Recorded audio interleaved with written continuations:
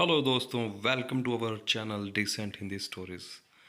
दोस्तों, आपका हमारे चैनल डिसेंट हिंदी स्टोरीज़ में बहुत बहुत स्वागत है। आइए शुरू करते हैं आज की एक कहानी। एक नगर में भगवान शिव का एक भव्य मंदिर था, जहां हर वर्ष दूर दूर से भगत जन शिव जी के दर्शन के लिए आते थे।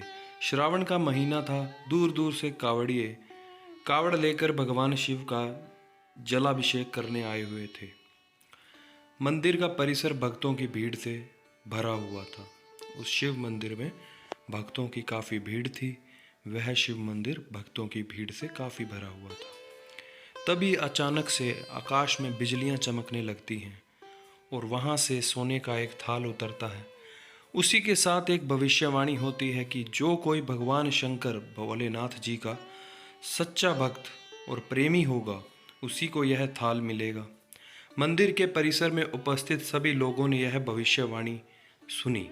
जितने भी वहाँ पर भगत जन और बाकी जो लोग आए हुए थे, उन्होंने सभी ने यह भविष्यवाणी सुनी। धीरे धीरे सभी इकट्ठे हो गए। जो लोग मंदिर की व्यवस्था देखते थे, उन्हें तो पूरा विश्वास था। जो मंदिर का प्रबंधन और बाकी के मंदिर के कार्य देखते थे, उन्हें तो पूरा विश्वास था कि यह थाल हमें ही मिलेगा। इसीलिए वे सबसे आगे जाकर खड़े हो गए कि यह थाल तो नहीं मिलेगा। सबसे पहले एक पंडित जी आए और बोले, देखिए, मैं प्रतिदिन महादेव भोलेनाथ का अभिषेक करता हूँ, अतः मैं ही भोलेनाथ का सबसे निकटवर्ती प्रेमी और भगत हूँ, इसीलिए थाल मुझे मिलना चाहिए। इतना कहकर पंडित जी ने थाल को उठा लिया। परंतु जैसे ही पंडित जी ने थाल उठाया, वह थाल पीतल के थाल में बदल गया। यह देखकर पंडित जी बड़े लज्जित हुए, बहुत शर्मिंदा हुए। उन्होंने थाल यथास्थान रख दिया और वहां से निकल गए। इसी प्रकार वहां उपस्थित सभी पंडितों ने खुद को आजमाया, लेकिन शायद उनमें से कोई भी भोलेनाथ जी का सच्चा भक्त नहीं था। उन्हें भी थाल यथास्थान पर रखकर चले जाना पड़ा। इसके बाद उस नगर के राजा का आगमन हुआ। राजा साहब आए और बोले, मैंने महादेव के मंदिर में बड़ी भारी दक्षिणा और दान दिया है, इसीलिए यह थाल तो मुझे ही मिलेगा। इतना कहकर राजा साहब आगे की ओर बढ़े और उन्होंने थाल उठाया। परंतु जैसे ही राजा जी ने वह थाल उठाया, तो वह थाल तांबे का हो गया। अब यह देखकर राजा जी महाराज भी लज्जित हुए और थाल यथास्थान रखकर ऐसे एक तरफ खड़े हो गए। इसके बाद इसी तरह एक से बढ़कर एक दानी महात्मा और भक्त पधारे और थाल उठाया, लेकिन थाल किसी के हाथ में कुछ और किसी के हाथ में कुछ होता गया, लेकिन सोने का नहीं रहा। तब लोगों को पता चला कि हम में से कोई भी महादेव का सच्चा भक्त नहीं है। उसी समय एक किसान का आगमन हुआ। वो बेचारा महीनों बाद आज चतुर्मास के सोमवार के शुभ अवसर पर शिवजी के दर्शन करने आया था। गरीबी और गृहस्थी के बोझ तले दबा दिन रात खेतों में मेहनत मजदूरी करते और अपना और अपने परिवार का गुजारा करता था। अभी रास्ते में आ ही रहा था कि उसे कोई भिखारी मिल गया और कुछ खाने को मांगने लगा। इस किसान को दया आ गई।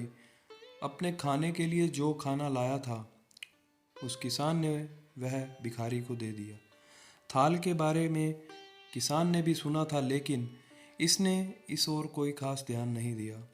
सीधा मंदिर में आया और महादेव भोलेनाथ का पूजन करके बाहर आ गया। परिक्रमा करके जाने को हुआ, तभी पीछे से एक व्यक्ति ने आवाज़ लगाई, भाई, तुम भी थाल को उठाकर देख लो, हो सकता है कि तुम ही वह सच्चे भक्त हो जिसके लिए यह थाल आया है। किसान को लगा वह व्यक्ति उसका मजाक बना रहा है, तो किसान ने हंसते हुए जवाब दिया, भाई, मैं तो कभी कोई पूजा पाठ भी नहीं करता, महीनों में एक आध बार मंदिर आता हूँ, मैं काहे का सच्चा भक्त। वह अजनबी भाई बोला, भाई, हम तो देख चुके हैं, हमारी भक्ति तो दो कौड़ी की भी नहीं है, अब तुम भी अपना हाथ लगा कर देख लो। ऐसा उस व्यक्ति ने किसान को कहा। सोने का थाल मिले ना मिले, किंतु पता तो चल जाएगा कि तुम्हारी भक्ति में आखिर कितनी सच्चाई है। लोगों के बहुत आग्रह करने पर आखिर उस भोले भाले किसान ने जाकर थाल उठा ही लिया। जैसे ही उसने थाल उठाया, लोगों के आश्चर्य का ठिकाना ही नहीं रहा, क्योंकि वह सोने का थाल रोशनी से चमचमाने लगा और उसमें चमक और भी अधिक बढ़ गई। वह थाल सोने का ही रहा। यह देख सब लोगों ने में खुशियों की लहर दौड़ गई। सभी लोग उसके जयकारे लगाने लगे और पूछने लगे कि भाई, तुम ही सच्चे भक्त हो। अब हमें भी बता दो कि कैसी भक्ति करते हो जिससे महादेव, भगवान शंकर, भोलेनाथ, त्रिकालदर्शी तुमसे इतने खुश हैं, इतने प्रसन्न हैं। तो किसान ने जवाब दिया, मैं कोई भक्ति नहीं करता।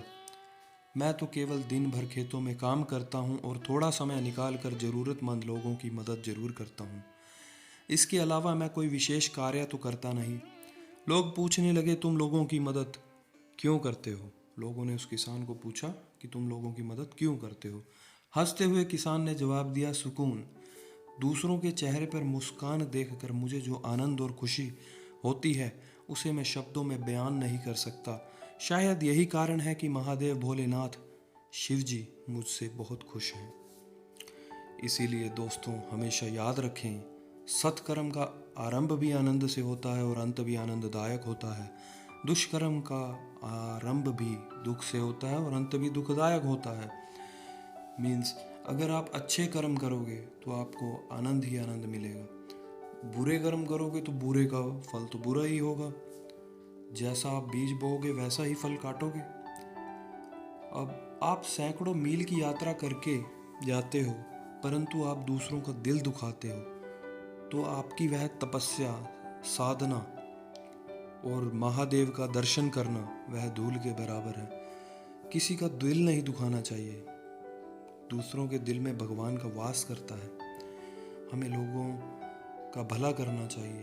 तो दोस्तों, यह कहानी भगवान के एक सच्चे भक्त की कहानी थी।